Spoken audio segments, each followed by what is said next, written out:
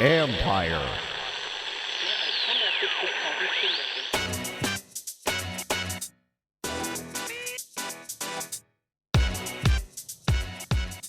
Week 2's in the books, and we've got some teams off to some great starts and some teams off to some really bad starts. Who should we believe in? Is it time to hit the panic button this early yet for others? We're going to get into it all today. Welcome to another episode of the Football Jones Podcast. What's up, everybody? It's Mike Jones. Thanks for coming back. You can read me at usatoday.com. Follow me on Twitter and Instagram at @ByMikeJones. And we are getting into it all. I'm joined today by my buddy Lorenzo Reyes of USA Today Sports.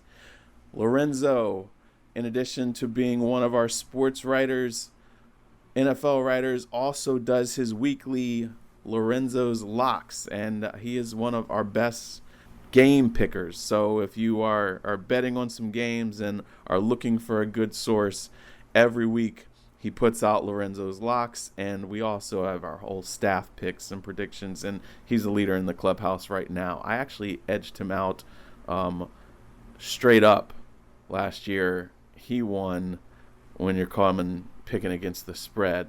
So he's got a lot of knowledge. He and I always have a great time chopping it up and breaking down what we're seeing here from the NFL. And so we are going to get into that today. But first, because we taped that yesterday, I just want to briefly touch on the Monday night game. How about the Raiders? Off to a 2-0 start. Now I'm not going to get super excited about their 2-0 start because we've seen them get off to good starts before and struggle. But I will tell you, I am impressed with Derek Carr. I'm impressed with his cast of weapons and the way that their offense and their defense look. That defense really did a great job against Drew Brees and the Saints.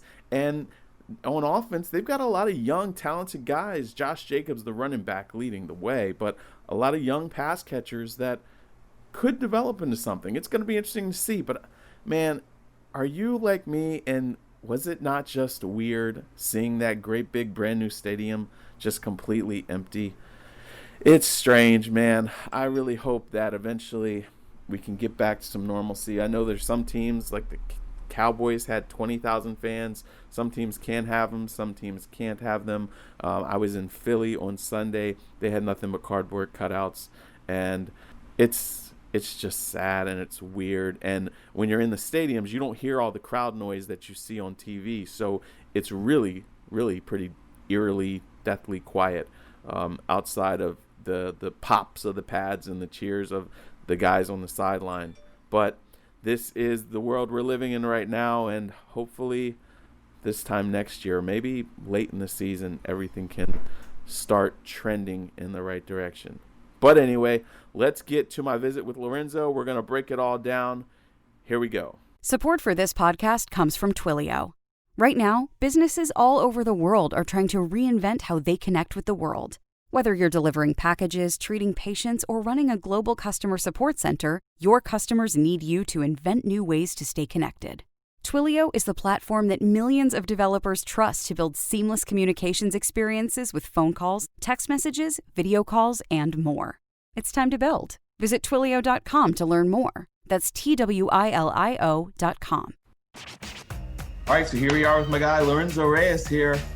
Zo, how you doing? And how are you with your locks this week? I'm 2-1, man. So I'm doing well, first of all. I'm actually thrilled that we get some football because I'll be real. We have to give the NFL a ton of credit for the way they've handled this entire pandemic situation. It just shows a standard for what you can do when there's money to test and the resources to do it. But I don't think even people in the league office, I know people in the league office didn't think it would go this well. But as far as my locks, I'm 2-1. Okay. So 2-1 for the second week in a row. Mm-hmm. And I'll have to say, the teams that let me down, I hold grudges, man. How did the Vikings not, with a 3-point, they don't cover 3 points? Not only that, they get blown out. Yeah. Oh man, so the Vikings are dead to me. And I think a lot of it is we can look at Kirk, but not having Stephon Diggs and not having Kevin Stefanski, I don't think people understand how important those two men were for that team. No, exactly. And that's what I said. I put them as a team that I was expecting to miss the playoffs because I felt like they were really going to miss Diggs way more than what they realized. You know, they love Thielen, but Thielen is very effective because Diggs is on the other side of him, commanding a lot of attention. But then Stefanski, you're absolutely right, because their offense was not doing very well. And then once they elevated Stefanski, things started to get a little bit better. Now he's gone. And I know we're only 2 weeks in here, but this is not at all the start that you would have expected from this team because, again, we look at these teams in this league and everything that's going on with the coronavirus and everything, and teams with continuity were supposed to be the ones that were okay. And look, Kubiak is still there. And so there have not been a lot of drastic changes to that offense, except you don't have Diggs there. But to go up there and just lose the way they did, they was just you know, it's one of those. They're one of those teams that, like, it's hard to really quantify this, but you know, you're watching on Sunday, and you're just like, you see like a lot of 3 and outs. You see just like drive stall, and you're just like damn, they just don't have it. You know, it's one of those things that like you can look at the numbers. Kirk was ineffective. I mean, like, he completed like 40% of his passes for 115 yards or whatever it was, and a lot of that came in the fourth quarter in garbage time. But it's just like it's almost like a body language thing. Yeah. Where Adam Thielen gets 8 targets. I think he catches like 4 or 3, and you're just sort of wondering, like, is this a team that might collapse? Just they don't look good, man. And I know they put up points against the Packers in week 1, but this is a Colts team that had a lot of injuries too. Like they were missing a few players, and they still. Right. And I mean, just last week they lost to Jacksonville. This Colts team did, you know? Right. And you've invested all this in your defense, and your defense couldn't get off the field. Yeah. You know, so there's a lot that's not right with them. Another team that really has got a lot wrong with them was Philly. And, you know, I was there yesterday against the Rams game, and then I saw in week 1 against Washington, and this team's got a lot wrong with them. Carson Wentz, you know, a few years ago, people were talking about him being the MVP before he blew out his knee. And since he's been back, I mean, he really seriously has not been that guy. And now it's even more glaring because he looks desperate. You know, they could blame the offensive line against Washington. They couldn't blame the offensive line yesterday because they didn't give up a sack. They double-teamed Aaron Donald every single time, and then they did a good job picking up the other guys. So he was not hit a whole lot. And he doesn't look comfortable. He's not making smart decisions. He doesn't look like he has trust in his receivers. The offensive game plan doesn't look like it's really setting him up to succeed. Yeah. And as you were talking about, you know, Stefanski being gone from Minnesota, really this Eagles team hasn't been right since Frank Reich left. Yeah. Yeah. No, I mean, I think you're spot on there. I just feel like Carson has a problem, I think, where he holds onto the ball too long. And I think we can look at the offensive line in week 1 and say, like, yeah, a lot of that was on the offensive line. They've had so many injuries. There's no question. A lot of moving parts. Lane Johnson was back yesterday. So the line, I think, gets some blame, but you have to look at Carson. I think, I wonder if they just have to say, like, listen, man, like, we get it. You can do a lot, but, like, you don't need to do everything. No. And I think that's part of the problem is that it's kind of like what you said when he looks desperate almost. I think he feels like he's the one that needs to make the huge play. And I feel like that leads to him slowing down. And as a result, I just feel like Philadelphia doesn't get explosive chunk plays. That's when I watch their game. They're moving the ball here and there, but they're not like, you don't see those 15, 17, 30-yard gains. And that's the thing is, like, who are they going to go to? I mean, Deshaun Jackson is there, but Deshaun Jackson is not exactly what Deshaun Jackson used to be. But he wasn't targeted much he wasn't targeted in the first quarter. It wasn't, I think, late in the first half. Third quarter, he had 3 catches for, 3 first downs. But they just don't have go-to guys. They've done a Yeah. really bad job of surrounding him with talent, and they've used some draft picks on young guys, but those guys don't really have Yeah. roles. And then when you look at their defense, they've got aging guys who aren't. I mean, Fletcher Cox is just a guy now. Yeah. It's I nuts. mean, has not made his presence felt 2 weeks in a row now. Yeah. And you look at what the Rams did, parting with some familiar faces, retooling on the fly the last couple of years, and so that way they quickly are bouncing back and not having the drop off.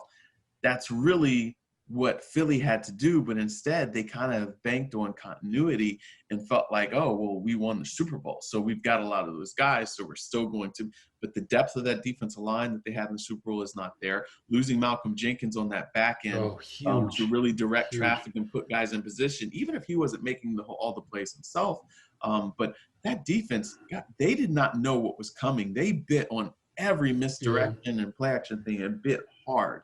And Sean McVay is great at scheming things open and creating sort of that misdirection or those plays where he catches secondary members in bad spots. Right. And it's interesting, man, because I think you're 100% right. The Rams, after losing the Super Bowl against the Patriots, and the Eagles, after winning theirs, those are two franchises that are pretty much at that stage. They're pretty much at the same level, right? Right. Like they made it to the top of the league. One just fell short, but they were right there. Right. So do we have to put a lot of blame on Howie Roseman here? I mean, I think you're right. I think they've invested some draft capital on players like J.J. Arcega-Whiteside. Yeah. Okay. Yeah. He's just a guy. He doesn't do anything. Yeah. And Dallas Goedert is another one. He's actually made some plays, but you have a 2 tight end set. I think Zach Ertz, listen, I know he wants to get paid. I think Zach's probably he's lost a step or two maybe. Yeah. He can still be an effective weapon, but I think Zach Ertz cannot be your number one target. Yeah. I think you need a guy with some speed. Mm-hmm. And you're right. I mean, and you need a young guy with speed. I mean, Jax gets hurt. He's good for a couple weeks, and then that's the way it's been for them the last several years. Yeah. And Alshon Jeffrey, always just we talked about Stephon Diggs. Look at what Stephon Diggs has done for Josh Allen in Buffalo. Right. Yeah, a young receiver, at least been in the league, but he's still in his prime. Who can run. He can get moving. Cooper Kupp with for Jared Goff. Hollywood Brown for Lamar Jackson.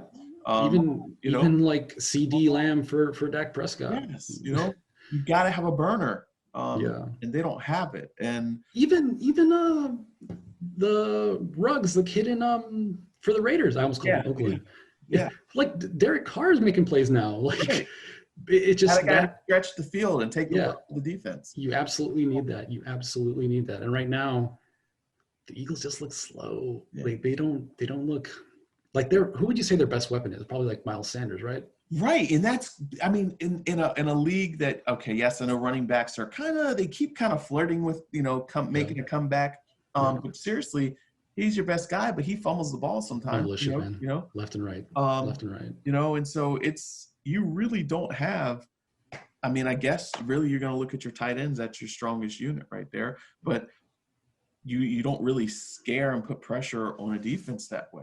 Yeah, they have Is there another 0-2 team that you are really surprised by or worried about? I think we have to look at the Falcons that. I mean, bro, I'm watching that and I'm just like, do you guys not know the onside kick rules? They backed away from the ball. It was like they were trying to let it get to the goal line. It was like they were. It's like they were the Cowboys. Yeah. They were waiting for it to get to 10 yards so they could pick it up. I just didn't understand. And the thing is, they looked awful. Got the brakes beat off of them in week 1. And look, the Seahawks are really good. Yeah. Oh yeah. So, There's no question. Then to have that lead and then to collapse like they did, and then just make the boneheaded game-losing mental errors that they did. These are grown men, and Dan Quinn tried to say, well, those guys up front are used to laying the block, because it's a bounce. But I mean, that's like, why have him on the hands team then? Most kids or most even youth players, they're going to go and jump on that ball. I'm sorry, man. There were some vets there. Julio Jones was not far from that area. Like there were some vets on the hand. They're on the hands team. Like that's just coaching to me. Yes, that's those like guys on the front line aren't laying blocks. You don't have Julio Jones up front to go lay a block. That's why they're a hands team. Especially with the new onside kick rules, where the kicking team doesn't have the benefit of getting that running start. Right. So it's in my opinion, like. Listen, give Greg Zuerlein all the credit. Like that was an incredible onside kick. Beautiful.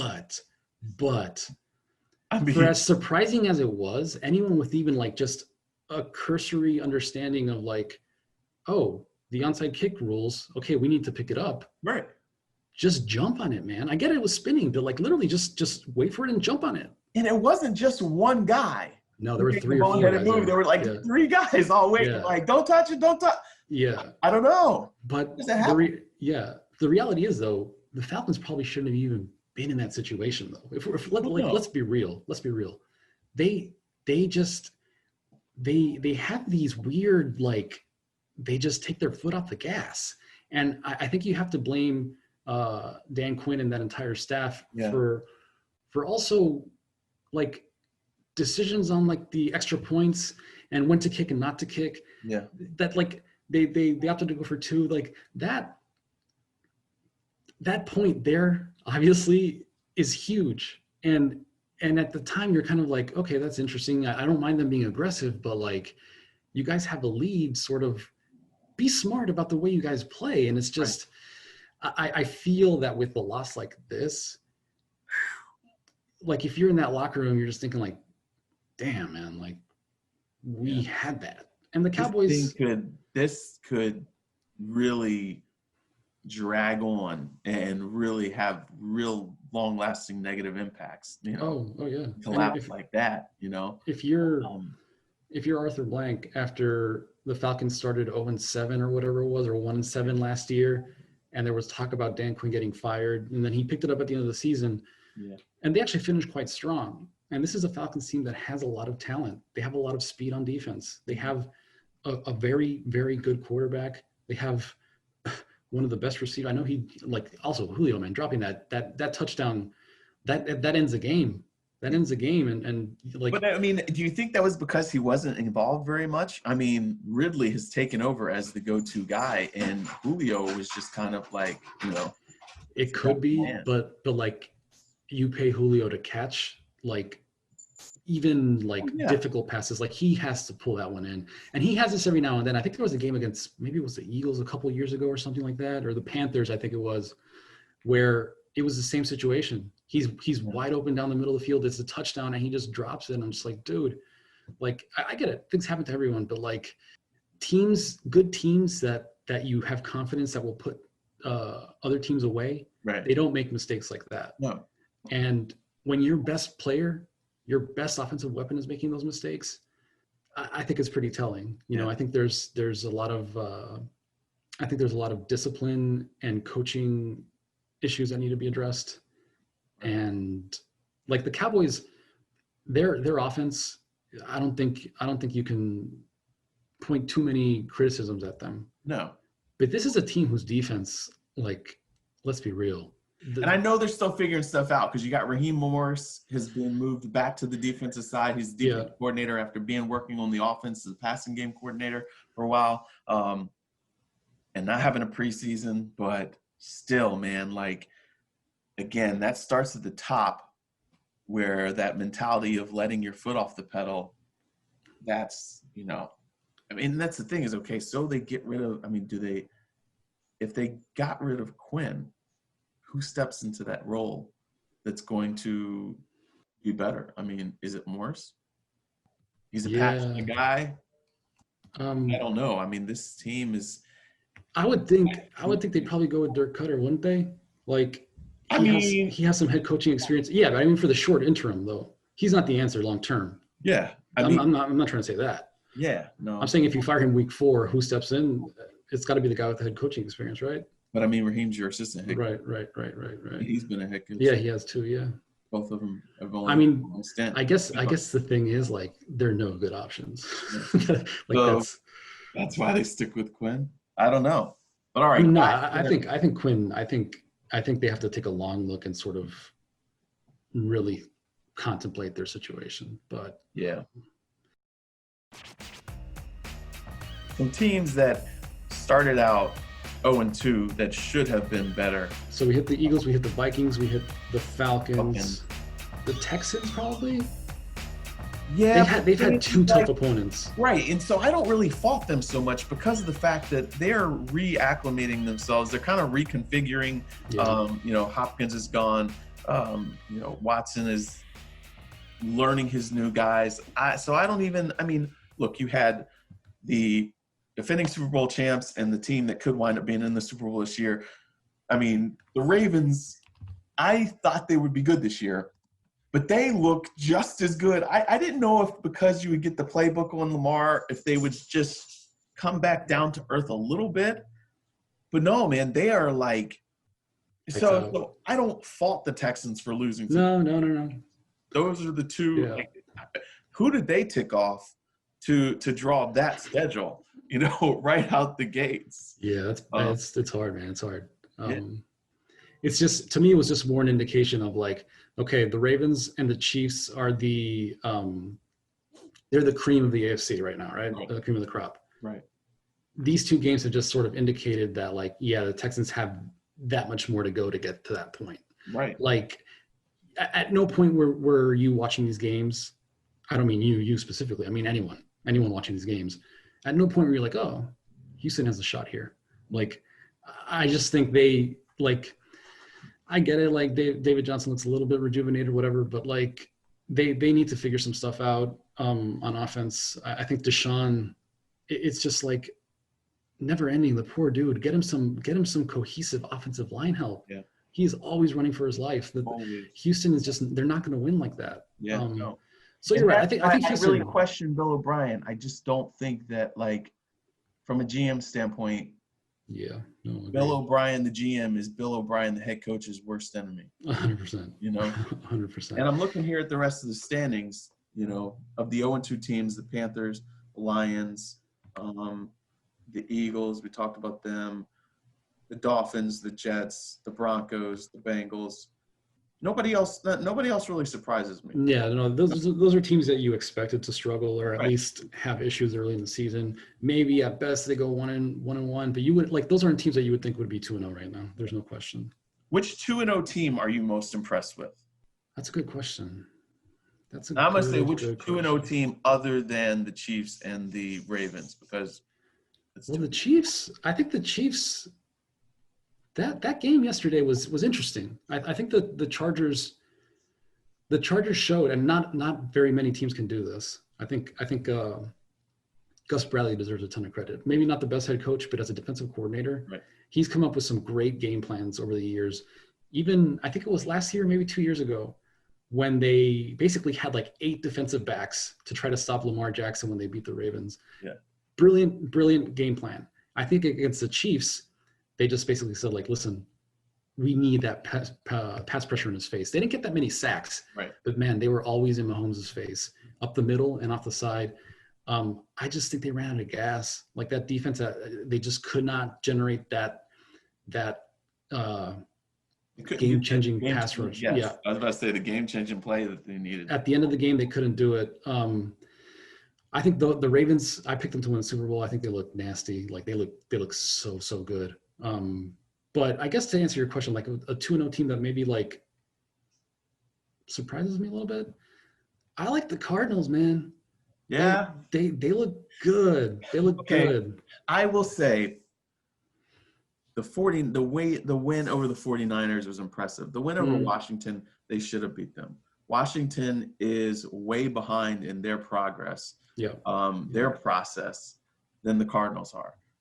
There were times that, Hopkins was wide open because defensive backs weren't on the same page.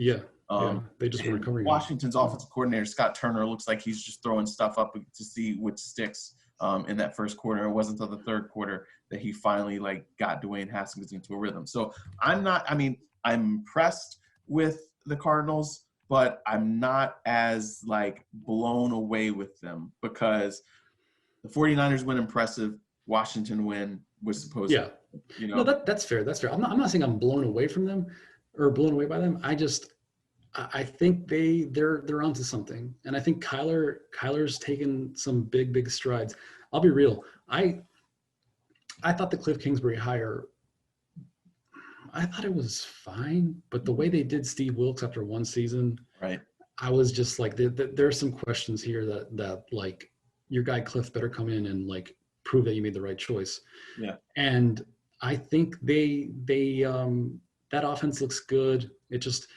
I think Kyler's taking some big strides, and you think like, again, I'm not trying to say small quarterbacks can't make plays. That's not true. But it's just like you look at him standing next to some of these other dudes, and you're just like, Yeah. you wouldn't think like this is a guy that should be making those plays, but he's just so shifty in the open field. I mean, honestly, like aside from Lamar, maybe Josh Allen, I think he might be the quarterback who is most dangerous once they get into open space in terms of running the ball. Yeah.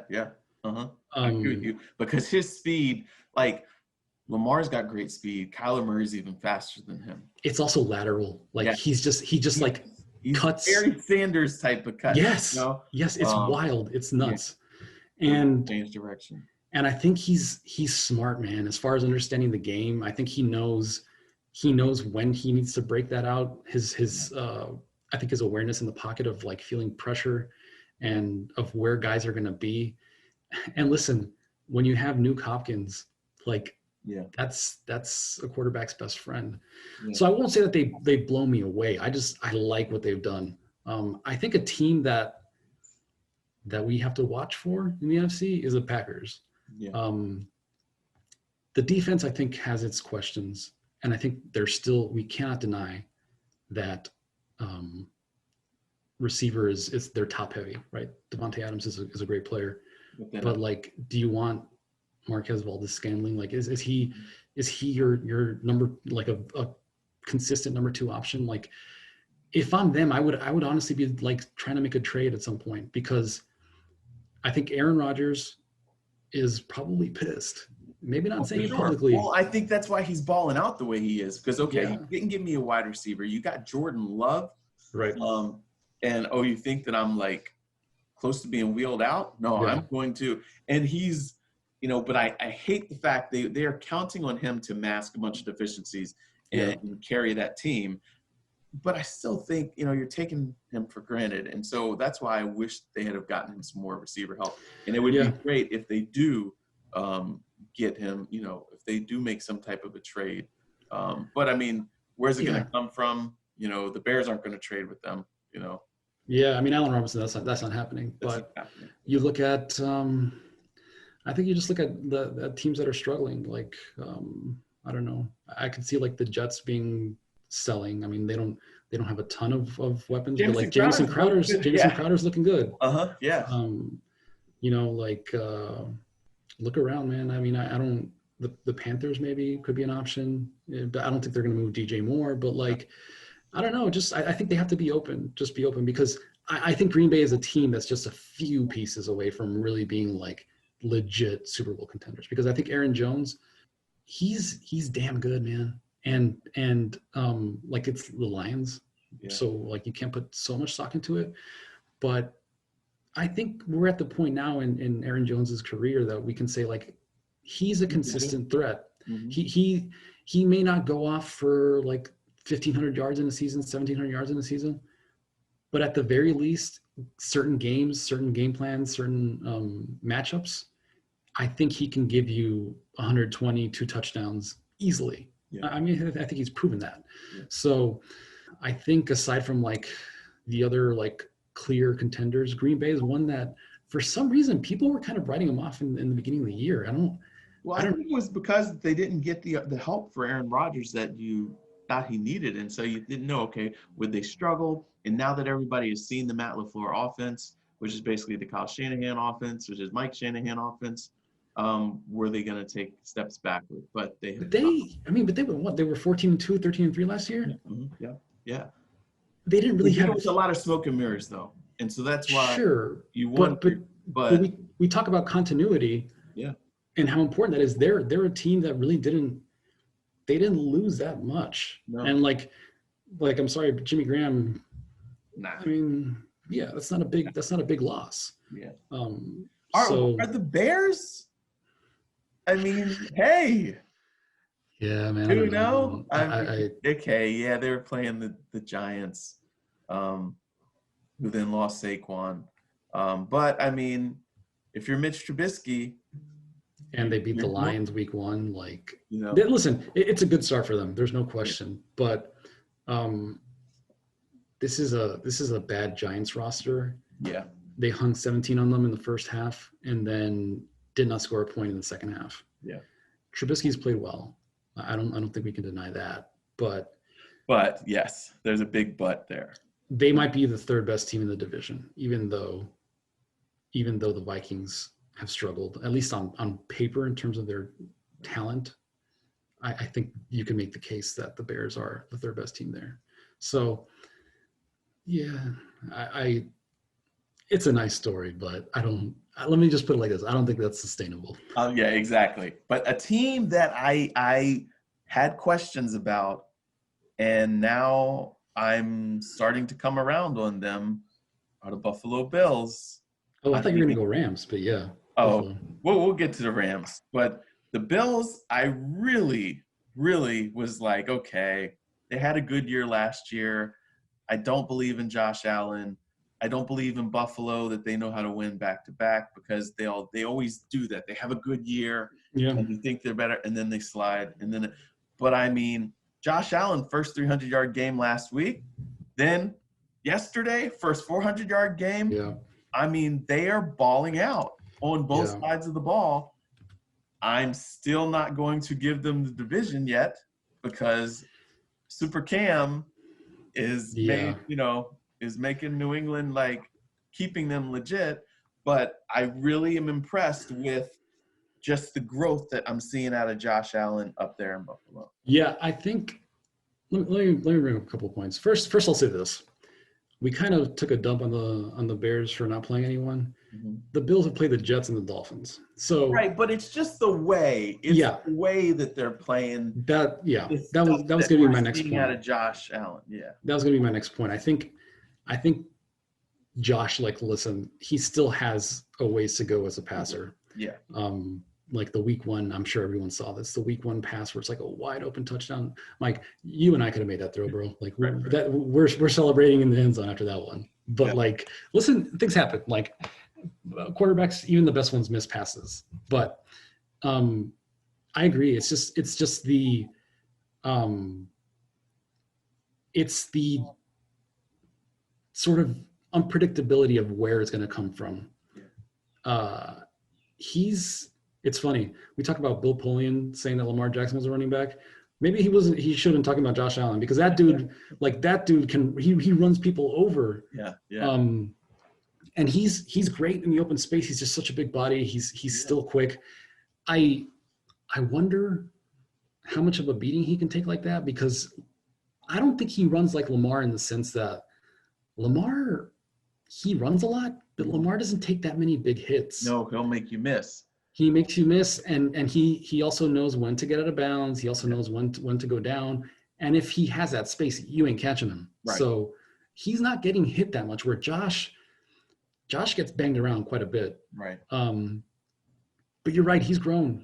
And I think, we joke that it's like Carolina Panthers North, with all the members in the front office and the players that they've added. Yeah. But they've got a good thing going, I think. I think they're certainly a team that they should compete for this division. I'm not saying they'll win it, but at the very least, I think, let me put it like this. Given the season not the season, but given the departures and the turnover that the Patriots have had, and given where the Dolphins and the Jets are, if the Bills don't qualify for a wild card, now that we have 3, especially in the AFC this year and in the NFC, I think it's a disappointing season. Yeah, so, I agree with you. I think that they have to. Otherwise, then they are just the Bills. since we're in that division, and I know they're not 2-0, but Oof, man, I love Cam Newton, man. we actually do it. Me too. Me too. We had a podcast in the summer. It must have been like June or something, and we were saying like, what is Bill Belichick waiting for? Sign him. Exactly. I think we even said like, we don't think this will happen, maybe, but like, just make it happen. Right. And obviously his health depends. Like his health depended on him being a viable quarterback, but like. So from rushing 15 times for 2 touchdowns last week to this week throwing for 397 yards. Yeah. I mean, I just wish that, and Bill Belichick said, hey, that was our best play. I wish that they had one guy leak out. So if Cam started running and saw everything close, he could have popped it over there. They would have won the game. Or put four wide out there. Put yes. 4 wide and then have create all space. Yeah. But listen, I don't want to I hear what you're saying, and I hate like Bill Belichick and that coaching staff. Like that's one that I hate, like second guessing them.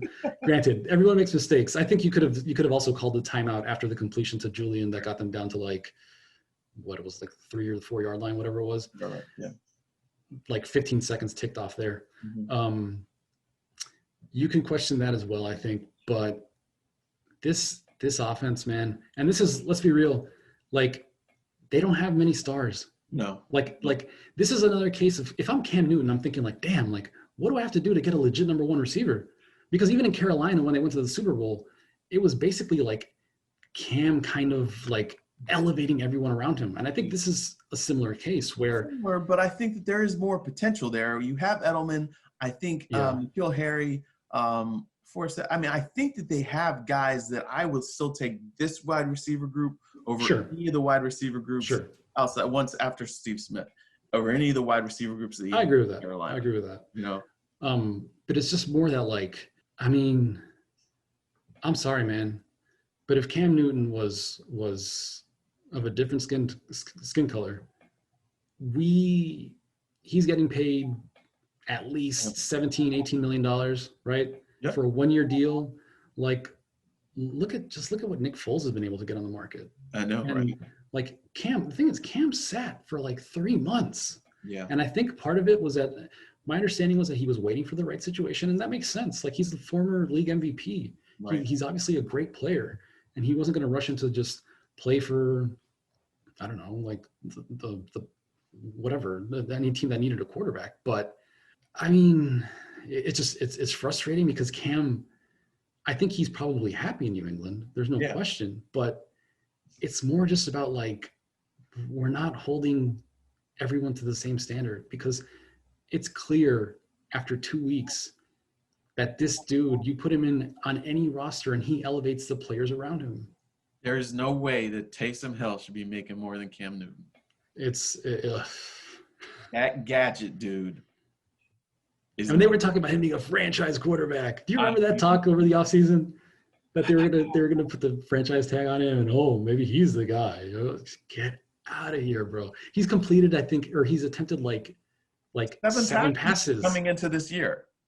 You know, and that guy, what is he making? Like, wasn't it like 16 million or something like that? It's something like that. Something crazy. I mean, but Cam is going to make himself some money this year. I have 2 questions for you though.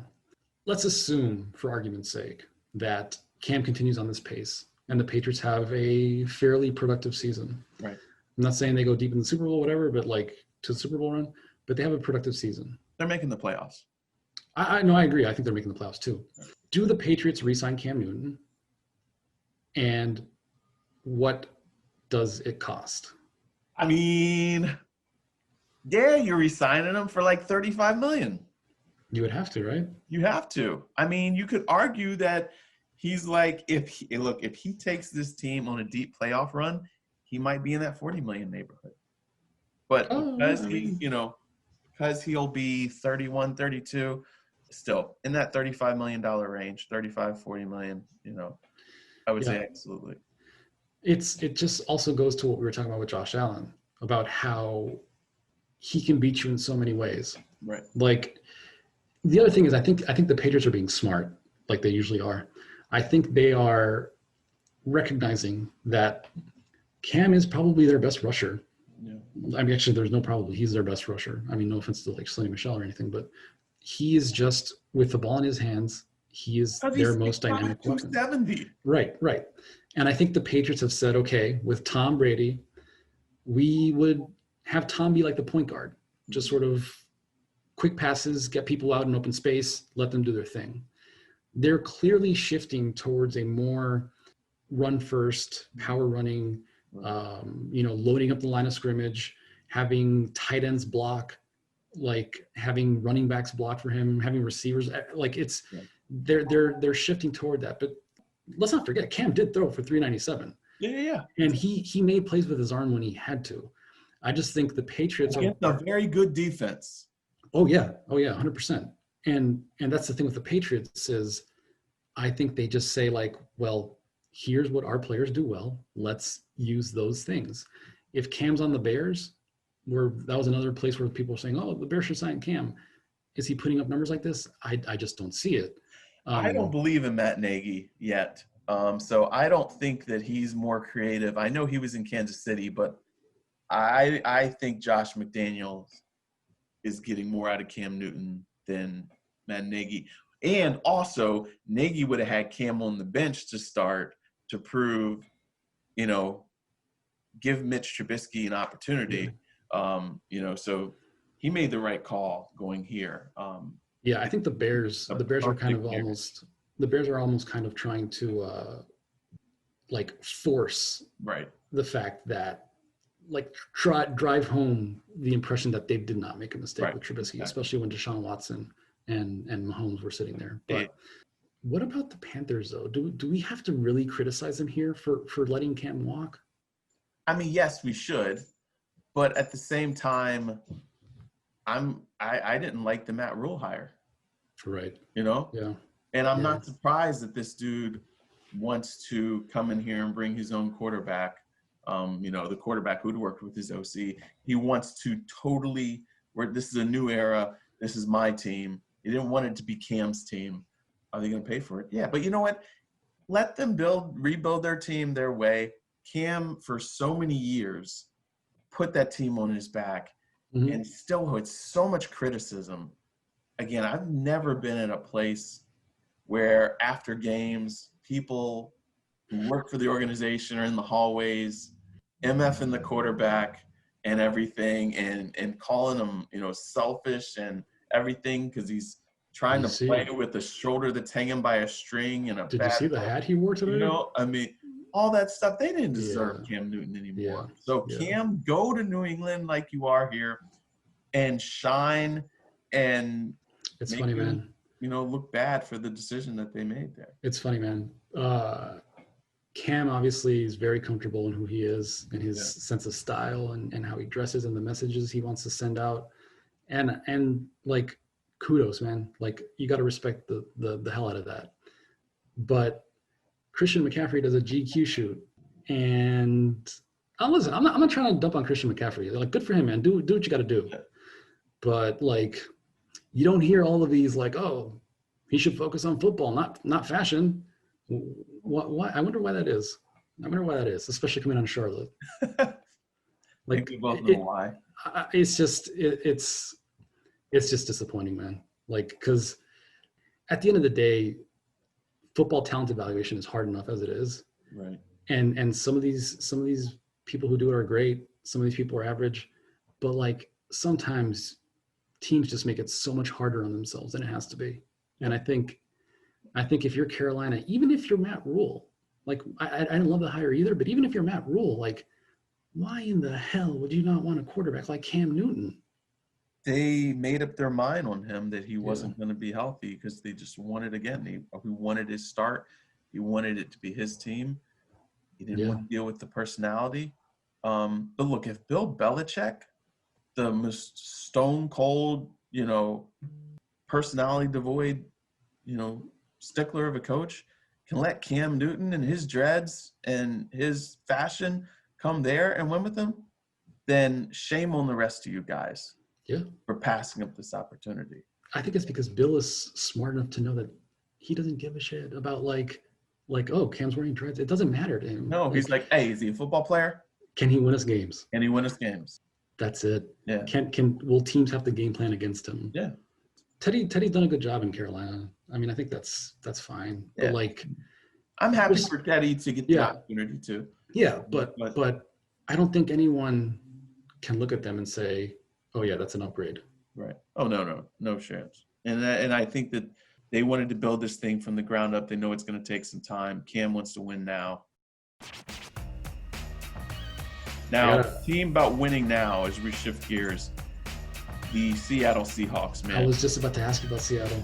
I was just about to ask you. You know, I don't want to, people think that Russell has been disrespected and everything like that. I'm just happy that now we're seeing dude threw 5 touchdown passes. Pete Carroll's letting him throw the ball before the fourth quarter. They've rebuilt their defense. Their young receivers are making plays, that they added last couple years. This team right here is just, they're good.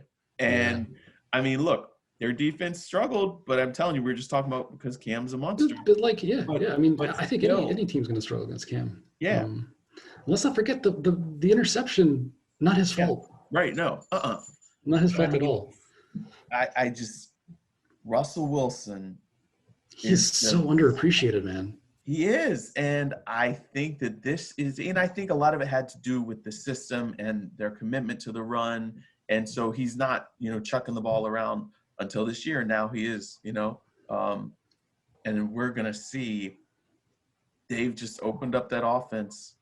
And Chris Carson's starting to become more of a dependable, reliable option in the running game. Yeah. You've got Pocket and Metcalf. And Metcalf, some of the catches he had were just, and then he smoked Stephon Gilmore. Goodness. And that's the best cornerback in the league. That's the best. He's the best one. And then after the catch, there were times when you could tell Gilmore wanted no parts of tackling this dude because he's that big and he's that fast. He didn't want to make a wrong move and look silly. You know what I love about Metcalf? A lot of players, even some of the best receivers.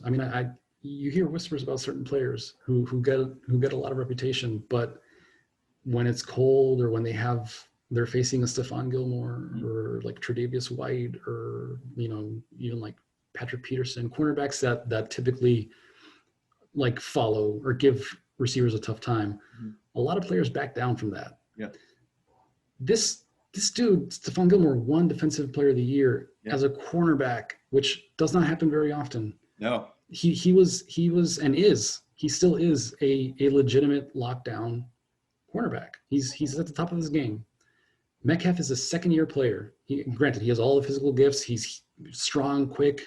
He can work on his hands. He can work on his route running a little bit, but he's got everything you want. But you watch that matchup when things happened after the play. Right. And Metcalf was not backing down. Yeah. He was jawing at him. He got under Stephon Gilmore's skin, which is hard to do. I don't know if you talked to Stephon after games or whenever. Man, he is stoic. He is emotionless. He's so level-headed. Yeah. Calm, measured. He's almost boring in a way. Yeah. No, he is. Yeah.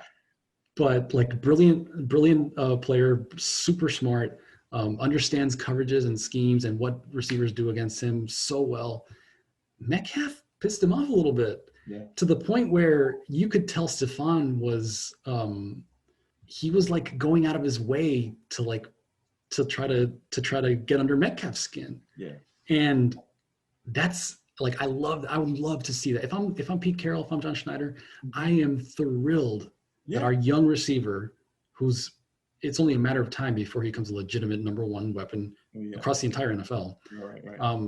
I'm thrilled that dude is doing that against the reigning defensive player of the year. Oh, for sure. I just like the mindset and the confidence that you see in this team just across the board. Yeah. And it's really like we talk about the Patriots culture all the time. The Seahawks, I think, really have been so dependable going back to that first Super Bowl run against the Broncos. Right. That was like 7 years ago now? Yeah. 7, 8 years ago, whatever it was. And they've had quite a bit of turnover. Let's not act like this is still. No, they made a decision. Okay, look, we can't pay all these guys, but we are going to pay Russell and we're going to pay Bobby Wagner, and then we're going to retool around these guys and still the same recipe. And really, possibly with the only exception of like Richard Sherman, they don't really look bad for letting any of those guys walk. No. And Richard, listen, Richard's playing extremely well. He's so good, still so smart, obviously, but I don't hate it. I don't hate it because I think you're right. They made the decision to the veteran that they were going to keep on the defense was Bobby Wagner, and he, for lack of a better comparison, he's the Russell Wilson on the defense. That defense, exactly. And they're just another team that you kind of scratch your head sometimes, like, what the hell are these guys doing in the draft? They always trade out of their first round picks. And sometimes they take a running back when you're like, oh, really? Yeah. But like, just in terms where they make their money is in rounds 3 through 6. Yeah, exactly. And they always have. Yeah. I mean, that's Richard Sherman was a 5th round pick, 6th round pick. Like Russell Wilson was a 3rd round pick. Like all those dudes. Yeah. That was the staple of their team. They're a good team. And now that the 49ers are having some injury issues already. I picked the Seahawks to go to the Super Bowl and lose to the Chiefs. I really feel confident now that the Seahawks can win this division here. I mean, the Rams are back at it. It looks like they've retooled on the fly, and they've following the same recipe, but they're doing it. But I still think that the Seahawks, they're the ones to win this division right here. And this is the best division in football. For sure. You can deny that. Because you got 3 teams that are 2-0 right now.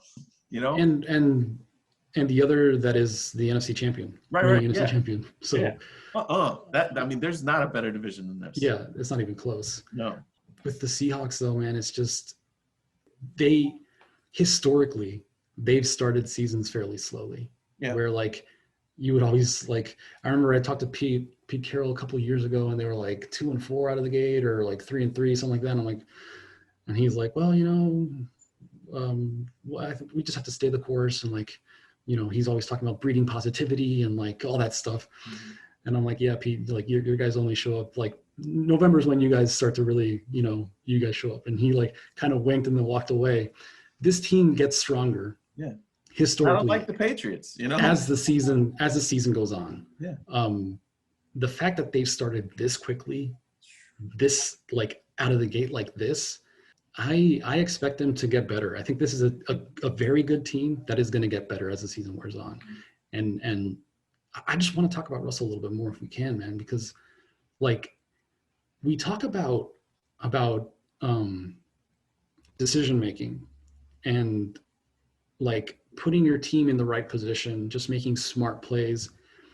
There is no player in the league over the last 4 or 5 years who is the model of efficiency. Right. We always talk about like, oh, if you had a 2-minute drive, like who would you want? And it's like, oh, Brady, Breeze, Aaron Rodgers. Why are we not talking about this dude? Yeah. Like he's so incredibly just effective and accurate. And another guy who knows how to protect himself. Yeah. He's going to take off and run, but he's durable, man. Because he knows how to slide. He knows when to slide. He knows when to, to dump it off. And he also, maybe more than anyone, actually, I think I would give Aaron Rodgers the edge a little bit here. But he also knows better than anyone other than Rodgers, when he breaks out of the pocket, he just knows that coverages at some point will break down. Mm-hmm. You have certain quarterbacks. Josh Allen's one of them. I think when he breaks the pocket, he's just gone. Yeah. I mean, Mahomes. Give Mahomes credit. He's a young guy, but yeah, he's gotten better than that too. He's got that feel. He's got that rocket arm across too. The field when he knows that the coverage is going to break down too. But as far as like consistently long-standing body of work, yes, I agree with you. As far as and his deep passes, man. Yeah. It's almost like if you were to design a prototype of how to throw and how deep passes should look, it's Russell Wilson. It's remarkable, dude. Somebody on Twitter said Russell Wilson's throws make rainbows look ugly. It was Mina Kimes from ESPN, and I was like, "Those things are just beautifully, perfectly dropped in there, you know." And even like you know when some quarterbacks like gear up to make those deep throws down the field, the spiral comes out a little wobbly just because they're putting so much torque and so much arm like strength into like trying to rip it down the field. His are like perfectly. I mean, it's just I somehow feel like he's still underappreciated, which is crazy to me. But this might be the year that appreciation talk dies. We have one more 2-0 team though we got to get to, and that's the Pittsburgh Steelers. Okay. I talked about them some last week. Yeah. And I'm nervous because I feel like they're one Big Ben hit away. I really like this young defense, man. Do you? I like that defense too. But are we talking about them like on the same level as the Chiefs, the Ravens? As far as teams? Well, the thing is like, okay, the problem is they're in the division with the Ravens. But I think we're going to see some dogfights when they play each other this year. Yeah. Again, I mean, they do such a good job of drafting wide receivers. They do. And not using first-round picks on them. They draft mid-rounds, you know? Well, Claypool was a second rounder. Right, yeah, okay, second, but second, third, fourth, round, they do a really good job. And the thing is they don't have misses really, like bad misses either. Well, they don't. Like James Washington, you could say, it wasn't great, but like whatever. And again, I mean, if Big Ben can stay healthy, this team is going to make Baltimore sweat. They're another team, though, where I guess I'm not as high because I want to see them play someone else. Right. They had Denver yesterday, and they had the Giants first week. Yeah, the Giants. Yeah, but Denver's got a good defense, though. I mean, they're missing pieces, but I mean, they didn't light it up. Denver did give them a little trouble, so maybe Pittsburgh isn't. But I'm starting to see a little bit of turn back the clock Big Ben, where he's rolling out. He looks like he's about to scramble. He's making throws on the run. Yeah. No, there's no question. He's starting to feel good again. Yeah, there's no question. Ben looks rejuvenated. I think yesterday was important for me. It wasn't. I kind of figured Ben would come back. I didn't think his play would drop off that much. I think for me it was bigger like James Conner, honestly, because as you mentioned, Denver has a good defense. Against the Giants, James didn't do a whole lot. And James, like, listen, when he the year Le'Veon held out and James Conner stepped in and blew up, I think, and I covered the Steelers that year a lot. I know people in the building were thinking like, oh, like that's why they were cool with letting Le'Veon go, because they felt like James can step in and do pretty much anything that Le'Veon could do. Right. But James has had some injury issues over last year, and he's been banged up a little bit more. But I was kind of worried that he wouldn't go back to that previous level. I think yesterday, he had 15 carries for 100 and some yards. Yeah, 106 yards. What was I just looked at? Yeah, 16 carries, 106 yards. But touchdown. He had a long one. Yeah, he had a long one too. Yeah. So yeah, I think it was good because I think they need him. I think for the Steelers to be effective, I agree with you. That defense, they're young, they're fast, they know how to build defenses. I just think this team needs a consistent, reliable rushing game, and James is pretty good catching the ball too. So, and actually, the Snell kid, I like him. I don't think he played that much yesterday, but he's another player that I think if he were called upon, I think he would get his yards and his touches. So, for me, I'm kind of like, I'm holding on the Steelers. I'm not buying just what they're selling yet, but I'm paying attention. Let me put it like that. That's smart. And that's what we're going to do. We're going to continue paying attention for this season because there's a whole lot of football left, but just things that we're reacting and observing and picking up on. It's back, man. It's fun. It's so much fun to be actually, like, after the crazy ass year we've had. Yeah, exactly. It's so much fun that we can talk about something that really doesn't matter at all. Exactly. Exactly. It's great. All right, Zoe. Well, thank you so much for your time. Again, tell everybody where they can find you, usatoday.com, and on Twitter you are Lorenzo G. Reyes. At Lorenzo G. Reyes, that's right. What's the G again? You're not catching me with that, man. Man, I keep on trying. I just want you to just give in and let me know what it is. I'm telling you, there are like 3 people. No, maybe like 5 or 6 people in the world who know. I started making you sweat one time. There was one time where I was like, oh, he's about to get it. But yeah, man. Every week I do my winners and losers off of the Sunday games. So that publishes. Put some money in your pockets, ladies and gentlemen. And that's the thing. I was about to plug this. We are publishing every Thursday a video series called Lorenzo's Locks, where I give you my 3 best bets. Last year I hit like around 65%. I'm trying to get to 70, but man, there's always, like I said earlier, there's one game that lets me down. Yeah. So far this year I'm 4-2. So just watch out for that on Thursday. All right, man, we will do. Thank you so much for your time. All right, man, anytime. All right, hope you guys have a great day, a great week.